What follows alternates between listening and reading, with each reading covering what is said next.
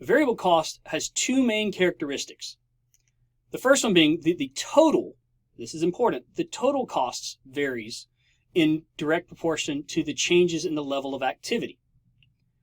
The cost per unit remains constant, regardless of the level of activity that's seen. So, for instance, if you're dealing with a wedding, okay, a wedding, you have many different costs for most weddings. But the cost of catering would be an example of a variable cost because that's typically paid per person that comes to the event. So if it's $12 per plate and you have 100 people coming, that would be $1,200 total. If you have 200 people coming, then the total increases to $2,400. Okay? But no matter how many people come, the per unit cost of each plate of food is going to be $12.